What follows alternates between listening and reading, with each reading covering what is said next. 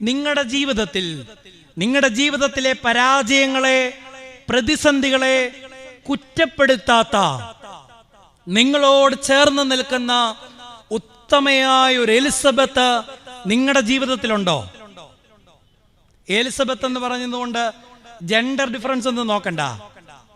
നിങ്ങളുടെ ജീവിതത്തിലെ വീഴ്ചകളെ കുറ്റപ്പെടുത്താതെ നിങ്ങളുടെ കൂടെ നിൽക്കാൻ നിങ്ങൾക്ക് ഒരു എലിസബത്തിനെ സമ്പാദിക്കാൻ സാധിച്ചിട്ടുണ്ടോ? ഇല്ല എങ്കിൽ നമ്മുടെ പരാജയമാണ്. ഞാൻ അധികം കല്യാണമൊന്നും കഴിപ്പിച്ചിട്ടില്ല. പക്ഷെ എല്ലാ കല്യാണം കഴിപ്പിക്കുന്ന കുഞ്ഞുങ്ങളോടും ഞാൻ പറയും, മക്കളെ ഒരു കാര്യം ഓർത്താൽ മതി, കുടുംബജീവിതം ധന്യമാകാൻ അവൾ എനിക്കെന്തുമാത്രം സന്തോഷം തന്നുവെന്ന് കണക്കെടുക്കാൻ പോയാൽ ജീവിതത്തിൽ ഒരിക്കലും സ്വസ്ഥത കിട്ടത്തില്ല. എന്നാൽ നിങ്ങൾ ഒരു കാര്യത്തിൽ മത്സരിച്ചാൽ മതി, ദൈവം എനിക്ക് തന്നിട്ടുള്ള ജീവിത പങ്കാളിക്ക് എനിക്കെന്തുമാത്രം സന്തോഷവും സംതൃപ്തിയും കൊടുക്കാൻ സാധിച്ചിട്ടുണ്ട് എന്ന് കണക്കെടുത്താൽ മതി. ദൈവം എന്നെ ഏൽപ്പിച്ചു തന്നിരിക്കുന്ന എൻ്റെ കുടുംബത്തിൽ എനിക്കെന്തുമാത്രം തൃപ്തിയും സംതൃപ്തിയും കൊടുക്കാൻ സാധിച്ചിട്ടുണ്ട് എന്ന് കണക്കെടുത്താൽ, അതിനുവേണ്ടി പരസ്പരം വാശി പിടിച്ചാൽ കുടുംബജീവിതത്തിലെ പ്രതിസന്ധികളൊക്കെയും ഒട്ടുമിക്കാലും പരിഹരിക്കാൻ നമുക്ക് സാധ്യമാകും. ദൈവത്തെ ധരിച്ചവൾക്ക് കിട്ടിയ അനുഗ്രഹമാണ് ഞാൻ പറയുന്നത്. She had an Elizabeth in her life. എന്നോട് ചോദിക്ക്, അച്ഛനൊരു എലിസബത്ത് ഉണ്ടോ? എനിക്കൊരു എലിസബത്ത് ഉണ്ട്. നാളെ സോഷ്യൽ മീഡിയയിൽ ആരും ഇടരുത്, കല്യാണം കഴിക്കാത്ത ഒരു കള്ളപ്പാതിരി വന്നിട്ട് അയാളുടെ ജീവിതത്തിലേക്ക് ഒരു എലിസബത്ത് ഉണ്ടെന്ന് പറഞ്ഞു. എൻ്റെ ജീവിതത്തിൽ എനിക്ക് വളരെയധികം പ്രയാസം നേരിട്ടപ്പെട്ട ഒരു സമയത്ത് സന്ധ്യാനമസ്കാരത്തിന് ഞാൻ എൻ്റെ പള്ളിയിലേക്ക് പ്രവേശിച്ചു. മറവലിച്ച് പിതാവിനും പുത്രനും പരിശുദ്ധ റൂഹായിക്കും ചൊല്ലിക്കഴിഞ്ഞപ്പം എൻ്റെ ചങ്ക് പൊട്ടിപ്പോകുന്നത് പോലത്തെ പ്രയാസം, മനോദുഃഖം എനിക്ക് അടുത്തവര് ചൊല്ലാൻ മേലാതെ ഞാൻ വിങ്ങിപ്പൊട്ടി നിന്നു. എൻ്റെ ആ സന്ദർഭം, സാഹചര്യം അറിയാവുന്ന എൻ്റെ ഒരു സഹോദര വൈദികൻ തൊട്ട് പുറകിൽ വന്ന് നിന്നിട്ട് ചൊല്ലി, തൻ്റെ സ്തുതികളാൽ ആകാശവും ഭൂമിയും നിറഞ്ഞിരിക്കുന്ന ബലവാൻ ദൈവം തമ്പുരാൻ പരിശുദ്ധൻ. എൻ്റെ മനസ്സിൽ ഞാൻ അനുഭവിച്ചറിഞ്ഞ ഒരു കുളിരുണ്ടെന്ന് ഞാൻ പറയും. I have an Elizabeth in my life. ഞാൻ എൻ്റെ ജീവിതത്തിലെ സമ്പാദ്യമായി കരുതുന്ന ഒരു എലിസബത്ത് എനിക്കുണ്ട്. ഇതെങ്ങനെ സാധ്യമാകും? പ്രതിഫലേച്ഛയില്ലാതെ ദൈവത്തെ ധരിച്ച് മനുഷ്യരോട്, സഹജീവികളോട് നമ്മൾ പെരുമാറുമ്പം ദൈവം സാധ്യമാക്കി തരുന്ന അനുഗ്രഹത്തിന്റെ പേരാണ് ഈ യാത്ര. അതുകൊണ്ട് ഇതൊന്നും വായിച്ച് കേട്ടുവിട്ട് പോയാൽ പോരാ, ഇത് ജീവിതത്തിലേക്ക് ഏറ്റെടുക്കാൻ നമുക്ക് സാധ്യമാകണം. ഒടുവിൽ ഒരു കഥാപാത്രത്തെ കൂടെ പറഞ്ഞുകൊണ്ട് ആ ഭാഗം അവസാനിപ്പിക്കുക. ദൈവത്തെ ധരിച്ചവരും ദൈവത്തെ അവന്റെ മനുഷ്യാവതാരത്തിന്റെ നാളുകളിൽ അനുഭവിച്ചറിഞ്ഞ മനുഷ്യരെയുമാണ് നാം ധ്യാനിക്കുന്നത്. ഒടുവിൽ നാം പരിചയപ്പെടുന്നത് വളരെ ശ്രേഷ്ഠനായ യോഹന്നാൻ സ്നാപകനെയാണ്. വേദപുസ്തകം അദ്ദേഹത്തെ കുറിച്ച് എഴുതുന്നത് വ്യത്യസ്തമായ ജീവിതചര്യ പുലർത്തിയ ആളുടെ പേരായിരുന്നു യോഹന്നാൻ. ഞങ്ങളുടേതുപോലെ നീളം കുപ്പായമില്ല, തികച്ചും മാർദ്ദവുമല്ലാത്ത വളരെ ഹാർഷായ പരുക്കനായ ഒട്ടകരോമം കൊണ്ടുള്ള വസ്ത്രം ധരിച്ച ഒരു മനുഷ്യൻ, അല്പവസ്ത്രധാരി. അവന്റെ ഭക്ഷണം എന്തായിരുന്നു? വെട്ടുക്കിളിയും കാട്ടുതേനും. ഈ വ്യത്യസ്തമായ ജീവിതചര്യ, വെട്ടുക്കിളി എന്ന് പറഞ്ഞാൽ വെട്ടിലിനെ പിടിച്ചു തിന്നൊന്നും അല്ല കേട്ടോ, അതൊരു സസ്യാഹാരമാണ്. വാളവര പോലത്തെ ഒരു പയറെന്ന് വേണേ പറയാം. വ്യത്യസ്തമായ ഒരു ജീവിതചര്യ അദ്ദേഹം പുലർത്തി. ഞാൻ ഈ അടുത്ത കാലത്തിരുന്ന് ചിന്തിക്കായിരുന്നു, പണ്ടൊക്കെ ആരെങ്കിലും ഗൾഫിൽ നിന്ന് വന്ന കുറച്ച് വെള്ളത്തുണിയൊക്കെ അച്ഛന്മാർക്ക് തരും. വെള്ളത്തുണി കണ്ട കാലം മറന്നു, ഒരുത്തനും തരുന്നില്ല. ഞങ്ങളുടെ കയ്യിലിരിപ്പുണ്ടായി. ഞാൻ എൻ്റെ കാര്യം അങ്ങ് പറയാം. അതുകൊണ്ട് ആ കുപ്പായത്തിൻ്റെ ഒക്കെ കളറ് മങ്ങിപ്പോയത്. പക്ഷെ അന്ന് വൈകിട്ട് ഞാൻ വായിച്ച വേദഭാഗം ഇതാ, യോഹന്നാന്റെ ജീവിതം. ഞാൻ ചിന്തിച്ചു, എന്തായിരിക്കാം ഒരു ബദൽ ജീവിത സംസ്കാരം അദ്ദേഹം രൂപപ്പെടുത്തിയത്? കാരണം ഈ ജനത്തിന്റെ ഔദാര്യം അനാവശ്യമായി പറ്റിയാൽ നാളെ ഈ ജനത്തോട് നേർക്ക് നേർക്ക് നിന്ന് സ്വർഗരാജ്യത്തിന്റെ മർമ്മം പറയാൻ സാധിക്കില്ല എന്നുള്ളതാണ്. ഈ ജനത്തിന്റെ മധ്യേ വന്ന് സർപ്പസന്തതികളെ വരുവാനുള്ള കോപത്തെ വിട്ടൊഴിവേൻ എന്ന് പറയുവാനുള്ള ആർജവത്വം തനിക്കുണ്ടാകേണ്ടതിന് ഇവരുടെ ഇടയിലല്ല, തികച്ചും വ്യത്യസ്തമായൊരു ജീവിതചര്യ അദ്ദേഹം പുലർത്തി. അതുകൊണ്ട് ലെവലേശം ഭയമില്ലാതെ അദ്ദേഹം മനുഷ്യന്റെ മുഖത്ത് നോക്കി പറഞ്ഞു, വരുവാനിരിക്കുന്ന കോപത്തെ വിട്ടൊഴിഞ്ഞുകൊള്ളുക. രാജാവിനോട് ചെന്ന് പറഞ്ഞു, നീ ചെയ്യുന്നത് തെറ്റ്. ഇത് പറയാൻ സാധാരണ മനുഷ്യന് പറ്റത്തില്ല. ഇന്ന് ക്രിസ്ത്യാനികൾക്കും പറ്റിപ്പോയിരിക്കുന്ന ഏറ്റവും വലിയ ഒരു അപജയം എന്താണെന്നറിയാവോ? എല്ലാത്തിനെയും നമുക്ക് ഭയമാ, എല്ലാത്തിനോടും നമുക്ക് ഭയമാ. ദൈവത്തെ ഭയമില്ലാതിരിക്കുന്നത് കൊണ്ടാണ് മറ്റെല്ലാത്തിനെയും നമുക്ക് ഭയം. അതുകൊണ്ടാണ് കൊറോണ അകത്തോട്ട് കയറാതിരിക്കാൻ ഗേറ്റ് അടച്ചിട്ട മണ്ടന്മാർ വരെ നമ്മുടെ ഇടയിലുണ്ട്. എല്ലാത്തിനെയും ഭയമാ. ജനിച്ചാൽ ഒരു നാൾ മരിക്കുമെന്നോർക്കണം. പക്ഷേ ഇപ്പോഴും കൊറോണ വരുമെന്ന് പേടികൊണ്ട് വീട്ടിലിരുന്ന് ഈ ശുശ്രൂഷകളിലൊക്കെ പങ്കെടുക്കുന്നവർ കാണും. ഞാൻ ഇരിക്കുന്നവരെ കുറ്റപ്പെടുത്തുകയല്ല, വാർദ്ധക്യം ചെന്നായിരുന്നു. നടക്കാവുന്ന പരുവത്തിൽ നടന്നില്ലെങ്കിൽ ഇരിക്കാവുന്ന പരുവത്തിൽ ഇരിക്കാൻ പറ്റത്തില്ല. എല്ലാത്തിനെയും നമുക്ക് ഭയമാ. എന്തുകൊണ്ടാ? ദൈവത്തെ ഭയമില്ലാത്തത് കൊണ്ടാ. ദൈവത്തെ ഭയപ്പെട്ടാൽ മറ്റൊന്നിനെയും ജീവിതത്തിൽ ഭയപ്പെടേണ്ട. യോഹന്നാൻ ഇങ്ങനെ മാറ്റപ്പെട്ടതിനൊരു കാരണം കൂടിയുണ്ട്. അവൻ ജീവിതത്തിൽ ആദ്യം പരിചയപ്പെട്ട ആള് ക്രിസ്തുവാ. ഞാൻ മുന്നമേ പറഞ്ഞില്ലേ, ഗർഭത്തിൽ ഉരുവായിരുന്നപ്പോഴേ അവൻ അവന്റെ അമ്മയുടെ ഗർഭപാത്രത്തിൽ കിടന്ന് തുള്ളി. ആരെ കണ്ടതുകൊണ്ട്? ക്രിസ്തുവിനെ കണ്ടതുകൊണ്ട്. ഞാനൊരു എഞ്ചിനീയറിംഗ് കോളേജിലാണ് പ്രവർത്തിക്കുന്നത്. നിങ്ങളുടെ ഇടവകയിലെ ഒരു കുഞ്ഞും എൻ്റെ അവിടെ പഠിക്കുന്നുണ്ട്. അവൻ്റെ കൂടെയാണ് ഞാൻ ഇന്ന് വന്നത്. അവൻ വലിയ കുഴപ്പക്കാരനൊന്നുമല്ല, അതുകൊണ്ട് കറ്റാനങ്കാരും കുഴപ്പക്കാരല്ലെന്ന് ഞാൻ അങ്ങ് വിശ്വസിക്കുക. ഇന്ന് കുഞ്ഞുങ്ങളെ നമുക്ക് നേടിയെടുക്കാൻ, നമ്മുടെ കൈപ്പിടിയിൽ ഒതുക്കാൻ വലിയ പ്രയാസമാണ്. ഞാൻ എൻ്റെ കുഞ്ഞുങ്ങളെ പരിചയപ്പെടാൻ ഹോസ്റ്റലിൽ ചെന്നപ്പം 1-2 കുഞ്ഞുങ്ങൾ എൻ്റെ മുഖത്ത് നോക്കി പറഞ്ഞു. ഞാൻ ചോദിച്ചു, പള്ളിയിലൊക്കെ പോവോ? അവർ പറഞ്ഞു, ഞങ്ങൾക്ക് ദൈവവിശ്വാസം ഇല്ല. ആദ്യം എനിക്കൊരു ഞെട്ടലുണ്ടായി. ഇന്നേ വരെ ഞാൻ അവരെ നിർബന്ധിച്ചിട്ടില്ല, ഫൈൻ അടച്ചിട്ടില്ല, അവരുടെ കൈക്ക് കയറി പിടിച്ചിട്ടില്ല. ഞാൻ ഇന്നും അവർക്ക് വേണ്ടി പ്രാർത്ഥിച്ചുകൊണ്ടിരിക്കുക. എന്തുകൊണ്ടാണ് ഈ കുഞ്ഞുങ്ങൾ ഇങ്ങനെ പറയുന്നത്? കാരണക്കാരാരാ? ആരാ? എനിക്ക് പിള്ളേരില്ല, നിങ്ങളാ. ദൈവത്തെക്കുറിച്ചുള്ള ബോധ്യത്തിൽ നമുക്ക് വന്ന പരാജയങ്ങളാണ് ഇന്നത്തെ തലമുറ പള്ളി കയറാതെ പോകുന്നത്. അവൻ ചിന്തിക്കും, എൻ്റെ അപ്പൻ കാലാകാലങ്ങളായി കമ്മിറ്റി അംഗമാ, പള്ളിക്ക് കൊടുക്കേണ്ടതെല്ലാം കൊടുക്കും, എല്ലാ ഞായറാഴ്ചയും അപ്പം പള്ളിയിൽ പോകും. പക്ഷെ അപ്പന്റെ മദ്യപാനത്തിനോ അപ്പന്റെ ദുസ്വഭാവത്തിനോ അപ്പന്റെ ദാർഷ്ട്യത്തിനോ യാതൊരു മാറ്റവും ഉണ്ടായിട്ടില്ല. പിന്നെ ഈ പള്ളി ജീവിതം കൊണ്ട് അപ്പൻ ഒന്നും നേടിയെടുത്തിട്ടില്ല എങ്കിൽ ഞാൻ ആ പള്ളിയിലോട്ട് പിന്നെ എന്തിനാ പോകുന്നത്? എൻ്റെ അമ്മ തലേ തുണിയിട്ട് പോകുന്നത് കണ്ട കന്യകമറിയാൻ മാറി നിൽക്കും.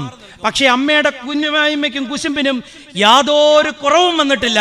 പിന്നെ ഞാൻ എന്തിനാ പള്ളി പോകുന്നത്? ചിരിക്കണ്ട, ഇതാ വാസ്തവം.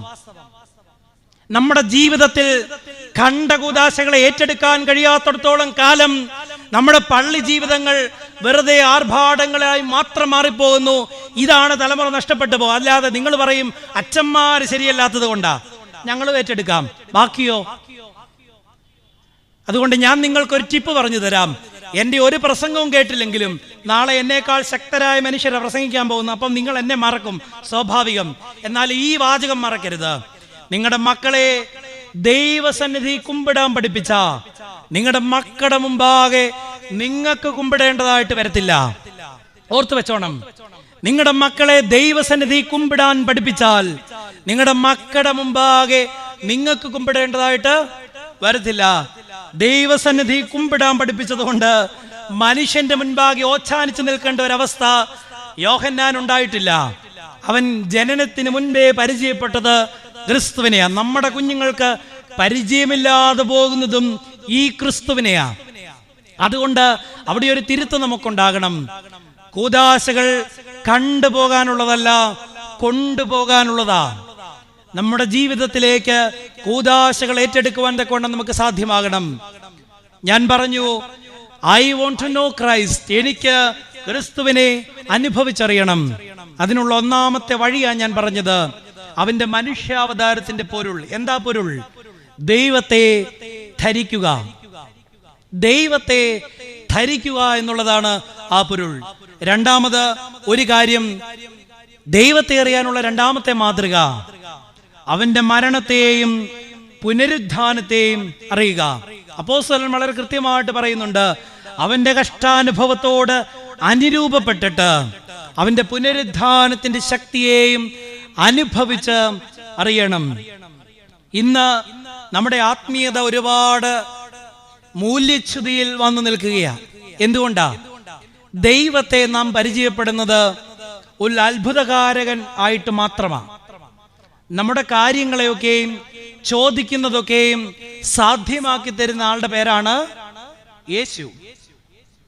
ഞാനൊരാളോട് ഒരു പ്രാർത്ഥനാ കൂട്ടായ്മയിൽ പോകുന്ന അനുഭവം ചോദിച്ചപ്പോൾ എന്നോട് പറഞ്ഞു, കോട്ടയംകാരൻ നിങ്ങളല്ല കേട്ടോ, എന്നോട് പറഞ്ഞു, അച്ഛാ അവിടെ പോയി പ്രാർത്ഥിച്ചാ അവിടുത്തെ ആ സാറ് തലേ കൈവച്ചാൽ ബോധം കെട്ട് വീഴും. എനിക്കിന്നും മനസ്സിലായിട്ടില്ല ധ്യാനം എന്തിനാ, ബോധം കെടാനാണോ ബോധം വരാനാണോ? പക്ഷെ നമ്മുടെ ആളുകൾക്ക് ഇഷ്ടമേതാ? ഞങ്ങൾ ഈ കറുത്തകുപ്പായം 10 ദിവസം അലക്കാതിരുന്ന ഏത് കൊടി കിട്ടിയവനെയും ബോധം കെടുത്ത. എത്രമേൽ അധപ്പതിച്ചു എന്നുള്ളതാണ് ചിന്ത. അതുകൊണ്ടാണ് ഞാൻ പറഞ്ഞത്, ദൈവത്തെ അറിയാനുള്ള രണ്ടാമത്തെ മാതൃക അവന്റെ കഷ്ടാനുഭവത്തോട് സഹിത്വം നേടുക എന്നുള്ളതാണ്. ഇങ്ങനെ പ്രസംഗിക്കുന്നതുകൊണ്ട് ഒരു തവണ വിളിച്ചാൽ പിന്നത്തെ പ്രസംഗത്തിന് എന്നെ വിളിക്കാറില്ല. കാരണം നമുക്കെല്ലാം ഇഷ്ടം സമൃദ്ധിയുടെ സുവിശേഷമാണ്. എൻ്റെ ജീവിതത്തിൽ ഞാൻ അനുഭവിച്ചറിഞ്ഞ ഒരു ദൈവമുണ്ട്.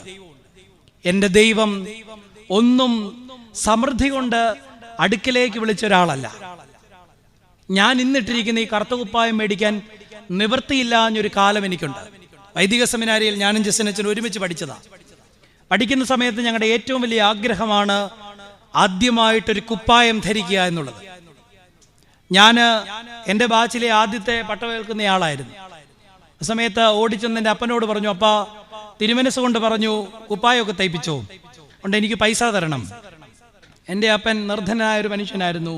അദ്ദേഹം പറഞ്ഞു, ഇപ്പം 1 രൂപ എടുക്കാൻ നിവർത്തിയില്ല. ഞാൻ തിരിച്ച് സെമിനാരി വന്ന് എൻ്റെ സെമിനാരി ചാപ്പലിൽ കയറിയിട്ട് ഞാൻ ദൈവത്തോട് ഒരുപാട് പരിഭവപ്പെട്ടു. ഞാൻ ഒരു ബൈക്ക് ചോദിച്ചില്ല, ഒരു കാറ് ചോദിച്ചില്ല, ഒരു ലാപ്ടോപ്പ് ചോദിച്ചില്ല, മറ്റൊന്നുമല്ല. ശമ്മാശനാകുമ്പോൾ ധരിക്കാനുള്ള കറുത്ത കുപ്പായത്തിന് തുണി പോലും നീ എനിക്ക് തരുന്നില്ലെങ്കിൽ ഞാൻ നിന്റെ പുറകെ പോന്നിട്ട് എനിക്ക് എന്ത് പ്രയോജനം? പക്ഷെ ദൈവം നടത്തുന്ന വിധങ്ങളെ അറിയത്തില്ല. എനിക്ക് വേണ്ടി ഒരു വിധവ കരുതി വെച്ച 3000 രൂപയാണ് എൻ്റെ പൗരോഹിത്യത്തിന്റെ മൂലധനം, എൻ്റെ കറുത്ത കുപ്പായത്തിന്റെ മൂലധനം. അങ്ങനെ ഒരു ദൈവത്തെ കണ്ടതുകൊണ്ട് ഈ കൊതുക് പോലിരിക്കുന്ന അച്ഛന് നല്ല ഉറപ്പാണ്, കഷ്ടതകളോട് സഹിത്വം സൃഷ്ടിച്ചാൽ ഉപേക്ഷിക്കാത്ത ഒരു ദൈവം നമുക്ക് ഉണ്ട്. പണ്ട് കാർന്നവന്മാർ നമ്മളോട് പറഞ്ഞു, ആദ്യം കുഞ്ഞുങ്ങളെ പഠിപ്പിക്കേണ്ട സങ്കീർത്തനം ഏതാ? കറ്റാനത്തതല്ലേ പഠിപ്പിക്കുന്നേ? ഏതാ? നിങ്ങൾക്കൊക്കെ അറിയാവോ? 23 എല്ലാവർക്കും അറിയാലോ. ചോദിക്കട്ടെ, നിങ്ങളുടെ അമ്മമാരെ ഒന്ന് കാണിക്കണം, ചെവിക്ക് പിടിക്കാനാ, പഠിപ്പിച്ചില്ലെങ്കിൽ. 23-ാം സങ്കീർത്തനമായിരുന്നു ആദ്യം പഠിപ്പിക്കുന്നത്. എന്തുകൊണ്ടാ? ചെറുതായതുകൊണ്ടാണ്. ആയിരുന്നെങ്കിൽ 117 പഠിപ്പിച്ചാൽ മതിയായിരുന്നു. 1-ാം വാക്യം, യഹോവ എൻ്റെ ഇടയനാകുന്നു. ഇതിനപ്പുറം എന്താ പിന്നെ വേദപുസ്തകം വായിക്കേണ്ടത്? യഹോവ എൻ്റെ ഇടയനാകുന്നു. തുടർന്ന് ചൊല്ലി വരുന്നു, മരണത്തിന്റെ താഴ്വരയിൽ കൂടി ഞാൻ കടന്നുപോയാലും ഒരനർത്ഥവും ഭയപ്പെടുകയില്ല. നിന്റെ വടിയും കോലും എന്നെ ആശ്വസിപ്പിക്കും. മരണത്തിന്റെ താഴ്വരയിൽ കൂടി കടത്തിവിടാത്തൊരു ദൈവത്തെ പരിചയപ്പെടുത്തിയത് കൊണ്ടാണ് തലമുറയ്ക്ക് ദൈവവിശ്വാസം നഷ്ടപ്പെട്ടു പോയത്. കൃത്യമായി പറയണം, മരണത്തിന്റെ താഴ്വരയിലൂടെ നടത്തുന്ന ഒരു ദൈവമാണ് നമുക്കുള്ളത്. പക്ഷെ നീ എപ്പോഴും ഭയപ്പെടേണ്ട, കാരണം വടിയും കോലുമായി നിനക്ക് സഹിത്വം സൃഷ്ടിക്കുന്ന ഒരു ദൈവം നിന്റെ കൂടെ ഉണ്ട്. ഈ ബോധ്യത്തിലേക്ക് നമ്മുടെ തലമുറകളെ വളർത്തിയാൽ ദൈവവിശ്വാസം നഷ്ടപ്പെടാതെ അവരെ വീണ്ടെടുക്കാൻ നമുക്ക് സാധ്യമാകും. അവന്റെ കഷ്ടാനുഭവത്തോട് ചേർന്ന് നിൽക്കാൻ നാം അഭ്യസിക്കണം. കാരണം എന്താ? ഇനി വലിയ നോമ്പിലേക്ക് നമ്മൾ പ്രവേശിക്കാൻ പോകുക, അധിക ദൂരമില്ല. നോമ്പിന്റെ മധ്യത്തിൽ 25-ാം ദിവസം പുരോഹിതൻ ദേവാലയ മധ്യത്തിൽ ഒരു ഗോകുൽത്താ നാട്ടും. ആ ഗോകുൽത്താമേൽ ഒരു സ്ലീബ ആഘോഷിച്ച് നാട്ടുകയും ചെയ്യും. കോട്ടയം ഭദ്രാസനത്തിന്റെ കാലം ചെയ്ത ഈവാനുസ് തിരുമേനി ഇതുപോലെ കൺവെൻഷൻ ഒന്നും പ്രസംഗിക്കത്തില്ലായിരുന്നു. തിരുമേനിക്ക് ഒറ്റ കാര്യം എപ്പോഴും പറയാനുണ്ടായിരുന്നുള്ളൂ, മക്കളെ കുരിശ് വരയ്ക്കണം, കുരിശ് ധരിക്കണം, കുരിശ് വഹിക്കണം. ആദ്യത്തെ രണ്ടും എളുപ്പമാണ് അല്ലേ? കോട്ടയത്തിന് തെക്കോട്ട് പോകുന്ന നെറ്റിന്ന് കൈയെടുക്കാൻ മേലാത്ത പോലെ കുരിശും തൊട്ടിയാ. ഈ കുരിശുവരയുടെ അർത്ഥം എന്നാ? സ്വർഗത്തിൽ നിന്ന് ഭൂമിയിലേക്ക് വന്ന് ഇടതേതിൻ്റെ മക്കളായ നമ്മളെ വലതേതിൻ്റെതാക്കി തീർത്തു. ഇതാണ് കുരിശുവരയുടെ അർത്ഥം. ഓരോ കുരിശും തൊട്ടി കണ്ട് കുരിശ് വരയ്ക്കുമ്പോഴും ഇത് ഓർത്തോണം, ഒരു പ്രാർത്ഥന ചൊല്ലിക്കണം. കർത്താവേ ദാവീദ് പുത്ര എന്നോട് കരുണ തോന്നണം. ഏത് കുരിശും തൊട്ടി കണ്ടാലും വരച്ചോ, പക്ഷെ പ്രാർത്ഥന ഇതായിരിക്കണം, കർത്താവേ ദാവീദ് പുത്ര എന്നോട്. അതുകൊണ്ട് വരയ്ക്കാൻ വലിയ പ്രയാസമൊന്നുമില്ല, വഹിക്കാനാണ് പ്രയാസം. ധരിക്കാനും വലിയ പ്രയാസം. നല്ല ഒരു പവന്റെ ഒരു കുരിശ് തന്ന ആർക്കാ ബുദ്ധിമുട്ട്? ഒരു കുഴപ്പമില്ല. പക്ഷേ കുരിശ് വഹിക്കണമെന്ന് പറയുന്നിടത്ത് നമ്മൾ ഇടയും. വള്ളംകുളത്തെ ആനയെ പോലെ നമ്മൾ ഇടയും. എന്തുകൊണ്ടാ? കഷ്ടത ക്രിസ്തീയ ജീവിതത്തിൽ ഏറ്റെടുക്കാൻ നാം ഇന്നും അഭ്യസിച്ചിട്ടില്ല. ഗോകുൽത്താ നാട്ടിൽ ഒരു സ്ലീബ ആഘോഷിച്ചു വെക്കുമ്പം പുരോഹിതൻ പറയും, ഇതിന് ഒരു പഴയ നിയമ ചരിത്രമുണ്ട്. എന്താ ചരിത്രം? ജനത്തെ അഗ്നിസർപ്പം കടിക്കുമ്പം, അഗ്നിസർപ്പത്തിന്റെ കടിയേറ്റ് അനേകരും മരിക്കുന്ന സന്ദർഭത്തിൽ യഹോവയായ ദൈവം മോശയോട് പറഞ്ഞു, മോശേ മോശേ നീ പിച്ചള കൊണ്ടൊരു സർപ്പത്തെ ഉണ്ടാക്ക, അത് പാളയത്തിന്റെ മധ്യേ നാട്ട്, അതിലേക്ക് നോക്കുന്നവർ ജീവിക്കും. നോക്കേണ്ട ഉത്തരവാദിത്തം ആരുടെയാ? കടി കൊണ്ടവന്റെയാ. നോക്കിയാൽ ജീവിക്കും. അടുത്തൊരു പ്രസംഗം കേട്ടപ്പോഴാണ് ഞാനും ചിന്തിച്ചത്, സത്യത്തിൽ പാമ്പ് കടിച്ചാൽ നോക്കാൻ വെക്കേണ്ടുന്ന സാധനം അതിനെതിരെയുള്ള ഒരു സാധനമായിരുന്നു അല്ലേ? വെക്കേണ്ടത് ഒരു കീരിയായിരുന്നു അല്ലേ?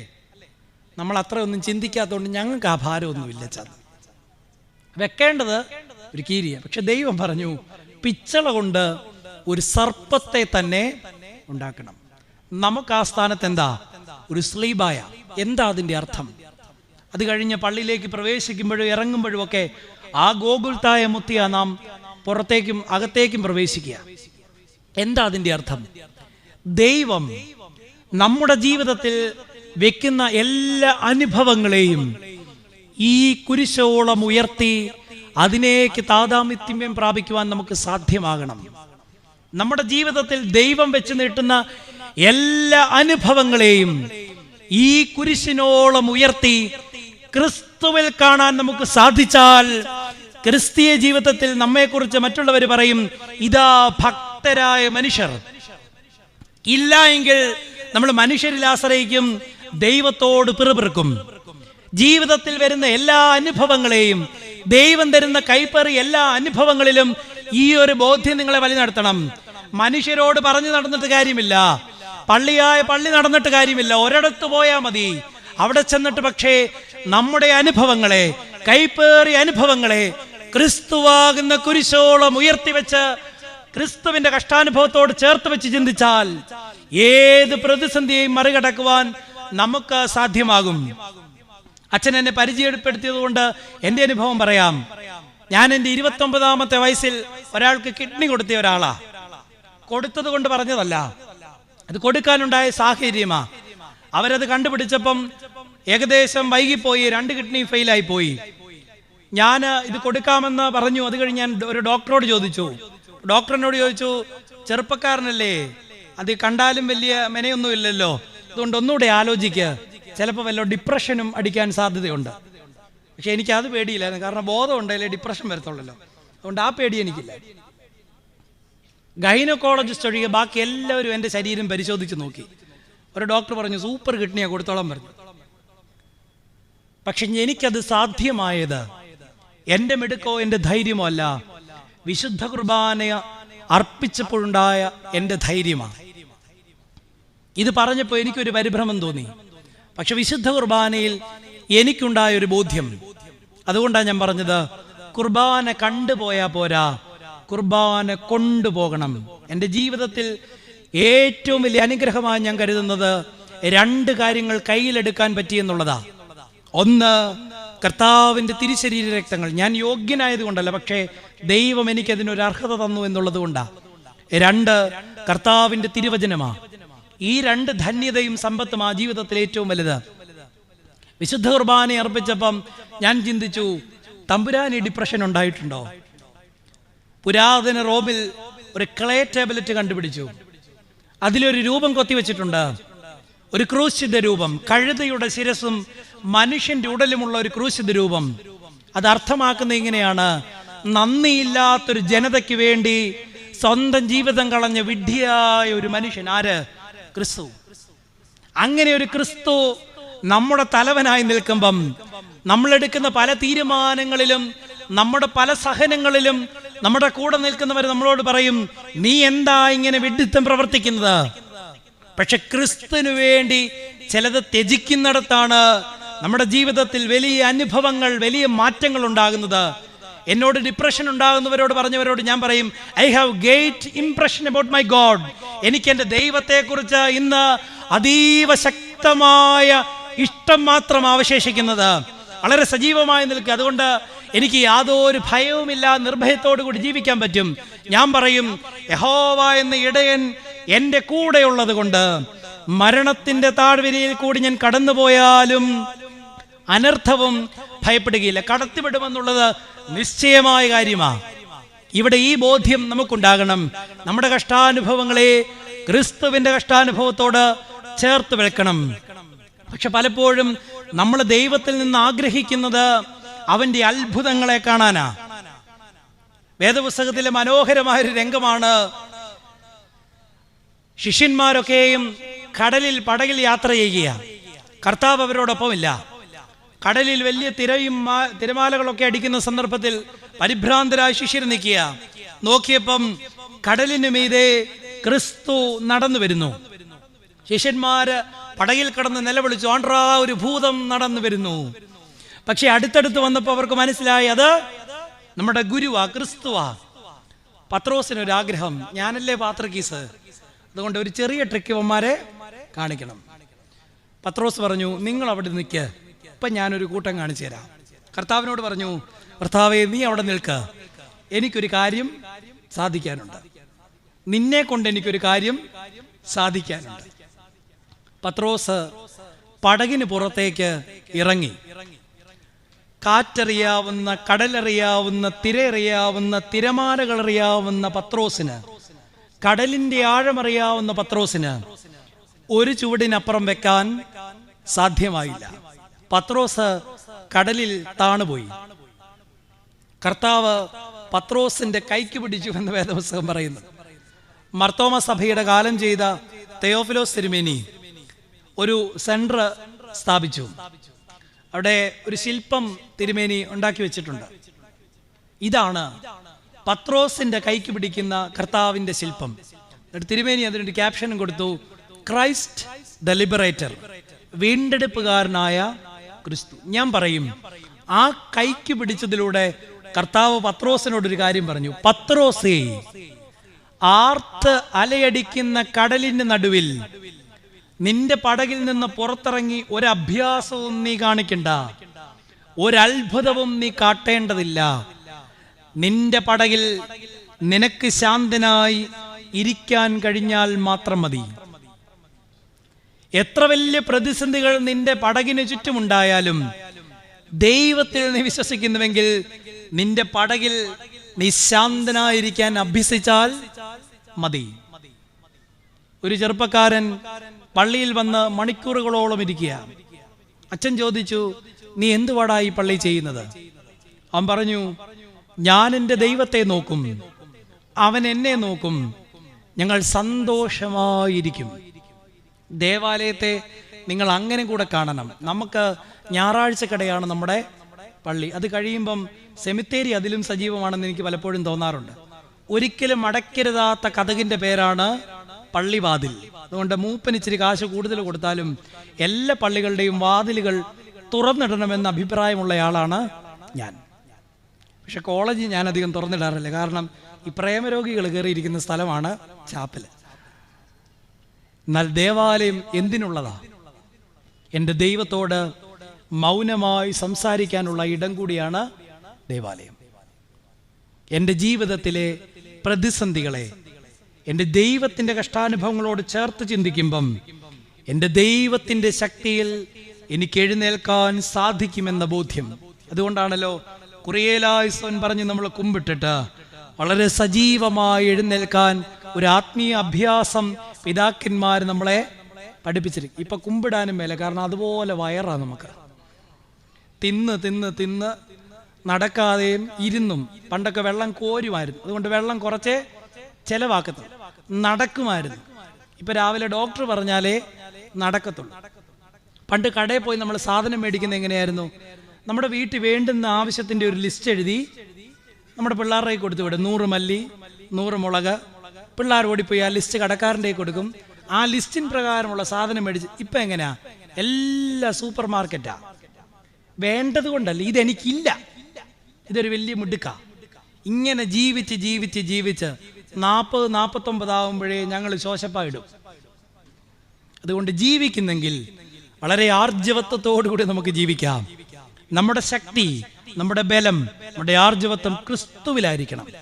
ജീവിതത്തിൽ എന്തെല്ലാം പ്രതിസന്ധികൾ ഉണ്ടായാലും എൻ്റെ കർത്താവിൻ്റെ കഷ്ടാനുഭവത്തോട് ചേർക്കണം.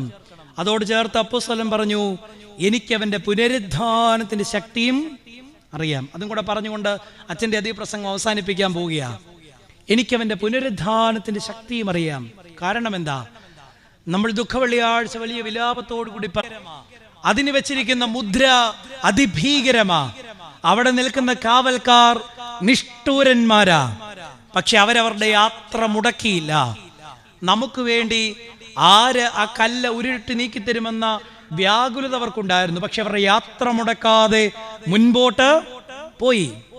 അതുകൊണ്ട് തന്നെ അവരുടെ യാത്രയുടെ അവസാനത്തിൽ അവർ കണ്ടു, തങ്ങൾക്ക് മുൻപായി ഇതാ ഒരു കല്ലുരുട്ടി നീക്കിയ ഒരു ദൂതൻ അവിടെ നിൽക്കുന്നു. നിങ്ങളുടെ ജീവിതത്തിൽ ഒരിടത്തും ഇതാണ് അവസാനം എന്ന് പറഞ്ഞ് നിരാശപ്പെട്ടു പോകേണ്ട. അതുകൊണ്ടാണല്ലോ ഉയർപ്പിന്റെ ശുശ്രൂഷയിൽ പലരും ഉയർപ്പിന് ഇങ്ങനെ ഒരു ശുശ്രൂഷ ഉണ്ടെന്നൊക്കെ അറിഞ്ഞത് കൊറോണ വന്നപ്പോഴാ. എന്നോടൊരു അപ്പച്ചൻ പറഞ്ഞു, എൻ്റെ പൊന്നച്ചാ, ഞങ്ങൾ ഈ കഴിഞ്ഞ വർഷം ഈസ്റ്റർ മുഴുവൻ കൂടിയെന്ന് പറഞ്ഞു. ഞാൻ ചോദിച്ചു, എപ്പോഴാ ചായ? രാവിലെ കാപ്പിടിയൊക്കെ കഴിഞ്ഞ് ഞാനോളം കൂടി അങ്ങ് ഇരുന്നു, ലൈവ് മുഴുവനും കണ്ടെന്ന് പറഞ്ഞു. എന്താ പ്രയോജനം? ഉയർപ്പിൻ്റെ ഒരു പ്രഖ്യാപനമുണ്ട്. ദുഃഖവെള്ളിയാഴ്ച ദുഃഖവും ദുഃഖശനിയാരുടെ അനുഭവമൊക്കെ മാറിയിട്ട് പുരോഹിതൻ ആഘോഷിക്കുവാനായി കുരിശ് കൈകളിൽ എടുത്തിട്ട് പറയും, സഹോദരങ്ങളെ, ഒരു പുതിയ വാർത്ത ഞാൻ നിങ്ങളെ അറിയിക്കുന്നു. നമ്മുടെ മശിഹാ തമ്പുരാൻ ഉദ്ധാനം ചെയ്ത് തൻ്റെ ശത്രുക്കളെ പിന്നിലേക്ക് അടിച്ച് ഓടിച്ചിരിക്കുന്നു. സഹോദരങ്ങളെ, ഒരു പുതിയ വാർത്ത ഞാൻ നിങ്ങളെ അറിയിക്കുന്നു. നമ്മുടെ മശിഹാ തമ്പുരാൻ ഉദ്ധാനം ചെയ്ത് തൻ്റെ ശത്രുക്കളെ പിന്നിലേക്ക് അടിച്ച് ഓടിച്ചിരിക്കുന്നു. ഉദ്ധാനം ചെയ്ത ഒരു ക്രിസ്തു നമുക്കുള്ളത് കൊണ്ട് ഭാരപ്പെട്ട് നിന്നു പോകണ്ട. പഴയ നിയമത്തിൽ മോശ ജനത്തെ നയിച്ചു കൊണ്ടുപോകുമ്പം ചെങ്കടലിന് മുൻപിലെത്തി. തൊട്ടുപുറകിൽ ഫറവോൻ അതിശക്തമായ സൈന്യവുമായിട്ട് വരുന്നു. ജനമെല്ലാം മോശയ്ക്കെതിരെ പിറുപിറുത്തു, അങ്ങോട്ടും ഇങ്ങോട്ടും തർക്കിക്കാൻ തുടങ്ങി. പക്ഷെ മോശ നോക്കേണ്ടവനെ നോക്കി. ഞാൻ പലപ്പോഴും ചിന്തിച്ചു, ദൈവത്തിന് നേരത്തെ ഒരു ചിറകെട്ടിയിട്ടാൽ മതിയായിരുന്നു. പക്ഷെ ദൈവം പഠിപ്പിക്കുന്ന ഒരു വലിയ പാഠമതാ. യഹോവയായ ദൈവം മോശയോട് പറഞ്ഞു, നീ എൻ്റെ മുഖത്തേക്ക് നോക്കിയാൽ നീ നടക്കേണ്ടുന്ന വഴി ഞാൻ നിനക്ക് ചെങ്കടലിന് മുൻപിൽ സമൂഹം നിന്നിടത്താണ് ദൈവം കാറ്റടിപ്പിച്ച ചെങ്കടലിനെ പിളർന്ന് കൊടുത്തത്. നമ്മൾ അവസാനിച്ചു എന്ന് പറയുന്നിടത്തുനിന്നാണ് ദൈവം ആരംഭിക്കുന്നത്. അതുകൊണ്ട് ഒരിക്കലും നിങ്ങളുടെ ജീവിതത്തിലെ പ്രതിസന്ധികളിൽ 12 തിരി കൊടുത്ത് കർത്താവിനെ മയക്കാമെന്നാരും വിചാരിച്ച് പള്ളിയിലോട്ട് പോകരുത്. 1 കിലോ കുന്തിരിക്കും കൊടുത്ത വീണു പോകുന്ന ഒരാളുടെ പേരായിട്ട് ക്രിസ്തുവിനെ തലമുറയ്ക്ക് പരിചയപ്പെടുത്തി കൊടുക്കരുത്. മറിച്ച് ഞാൻ ബലഹീനനായി എൻ്റെ ബലഹീനത സമ്മതിക്കുന്നിടത്ത് എന്നെ കരുതുന്ന ഒരു ദൈവം എൻ്റെ കൂടെ ഉണ്ടെന്ന ബോധ്യത്തിൽ ഞാൻ ജീവിക്കും. എല്ലാ സന്ധ്യാപ്രാർത്ഥനയിലും അത് തന്നെയല്ലേ ആവർത്തിച്ച് നമ്മൾ ചൊല്ലുന്നത്. എൻ്റെ ഞെരുക്കത്തിൽ അവൻ എന്നോട് കൂടിയിരുന്ന് എന്നെ ബലപ്പെടുത്തി. ഇതൊന്നും ചൊല്ലാറില്ലേ? അതോ ചന്ദന മഴയൊക്കെ കഴിഞ്ഞിട്ടേ ഉള്ള ചൊല്ലത്? ഇത് സന്ധ്യക്കേ ചൊല്ലേണ്ടതാ. സന്ധ്യയുടെ താഴും താക്കോലും ആ പ്രാർത്ഥന. എൻ്റെ ഞെരുക്കത്തിൽ അവൻ എന്നോട് കൂടിയിരുന്ന് എന്നെ ബലപ്പെടുത്തി ബഹുമാനിക്കും. ദൈവാനുഭവത്തെ ഈ നിലയിൽ കാണുവാൻ, അനുഭവിച്ചറിയാൻ നമുക്ക് സാധ്യമാകണം. ഞാൻ എൻ്റെ പ്രസംഗം അവസാനിപ്പിക്കുവാനായിട്ട് പോകുകയാണ്. പൗലോസ് അപ്പോസ്തലൻ ജീവിതത്തിൽ ന്യായപ്രമാണവാദിയായി ക്രിസ്ത്യാനികളെ പീഡിപ്പിച്ച് നടന്നിടത്ത് ജീവിതത്തിൽ ഒരു ദൈവാനുഭവം ഉണ്ടായി. സങ്കീർത്തനക്കാരൻ പറയുന്നത് പോലെ, taste and see how sweet is our Lord. ദൈവം നല്ലവനെന്ന് രുചിച്ചറിവീൻ. അങ്ങനെ രുചിച്ചറിഞ്ഞത് കൊണ്ട് അദ്ദേഹം ജീവിതത്തിൽ ഒന്നിനെയും വിലപിടിപ്പുള്ളതായി കണ്ടില്ല, ക്രിസ്തു ഒഴികെ. അതുകൊണ്ട് അദ്ദേഹം പറഞ്ഞു, I want to know my Christ. എനിക്ക് എൻ്റെ ക്രിസ്തുവിനെ അറിയണം. ക്രിസ്തുവിനെ അറിയാനുള്ള 2 മാതൃകകളാണ് ഞാൻ പറഞ്ഞു. ഒന്ന്, ദൈവത്തെ ധരിച്ച്. ഞാൻ പറയും, വലിയ കാര്യങ്ങളൊന്നും ചെയ്യാൻ പറ്റിയില്ലെങ്കിലും ഒരു മനുഷ്യനെ കണ്ട് നിറമനസ്സോടുകൂടി പുഞ്ചിരിക്കാൻ സാധിച്ചാൽ, ചിലതിൻ്റെ മോന്തയ്ക്കോട്ട് നോക്കി അന്ന് കഞ്ഞിയുടെ വെള്ളം കിട്ടത്തില്ല. കഴിഞ്ഞ ദിവസം ഒരു പള്ളി പ്രസംഗിക്കാൻ പോയിട്ട് ഒറ്റ ഒരു ആൻറ്റിയുടെ മുഖത്തോട്ട് നോക്കിയതേ ഉള്ളൂ. പിന്നീട് എനിക്ക് പറയാൻ ബബ്ബായിപ്പോയി. അത്രയ്ക്ക് മിടുക്കിയായിരുന്നു ആൻറ്റി. ആത്മാർത്ഥമായി നിങ്ങളൊന്ന് കൊടുത്തേ, എൻ്റെ സഹോദര, നിന്നോട് ഞാൻ നിരപ്പാകുന്നു, നിന്നോട് ഞാൻ വല്ലതും ചെയ്തു പോയിട്ടുണ്ടെങ്കിൽ എന്നോട് ക്ഷമിക്കണമേ. ഇന്ന് അച്ഛന്മാർക്കും അത് പറയാൻ മടിയായതുകൊണ്ട് പലരും അത് ഉറക്കെ ചൊല്ലാറില്ല. കാരണം അത് പറഞ്ഞ അടുത്ത പൊതുയോഗത്തിന് അത് വെച്ചായിരിക്കും അച്ഛനെ വീഴിക്കും. നിർമ്മലതയോടും നിഷ്കളങ്കയോടും കൂടെ ഒരു മനുഷ്യനെ നോക്കി പുഞ്ചിരിക്കാൻ പറ്റിയാൽ അവർ നമ്മളെക്കുറിച്ച് പറയും, ഇതാ ദൈവത്തെ ധരിച്ച ഒരു മനുഷ്യൻ. 2, ക്രിസ്തുവിനെ അറിയാനുള്ള 2ാമത്തെ മാതൃകയായിരുന്നു അവന്റെ കഷ്ടാനുഭവത്തെയും അവന്റെ പുനരുദ്ധാനത്തെയും അനുഭവിച്ച് അറിയണം. ഒന്നിൻ്റെയും അവസാനമല്ല. കൊറോണ പേടിച്ച് പള്ളിയിൽ വരാതിരിക്കുന്ന ആളുകളുണ്ടെങ്കിൽ കേട്ടോണം, എന്നാണെങ്കിലും മരിക്കും. മരണം പോലും അവസാനമല്ല. ആണോ? വിശുദ്ധ കുർബാനയിലാണ് ശോശപ്പ തിരുശരീരക്തങ്ങൾ കൊണ്ട് മൂടുന്നത്. അപ്പവും വീഞ്ഞും ക്രമീകരിച്ച് ശോശപ്പ കൊണ്ട് മൂടും. ആ ശോശപ്പ പിന്നീട് മാറ്റുന്നത് രൂപാന്തരപ്പെട്ട ഒരു അനുഭവത്തിന്റെ തലത്തിലാ. ഇത് തന്നെയാണ് ശവസംസ്കാരത്തിലും ചെയ്യുന്നത്. നമ്മുടെ മുഖം വെള്ള നിറമുള്ള ശോശപ്പ കൊണ്ട് മൂടും.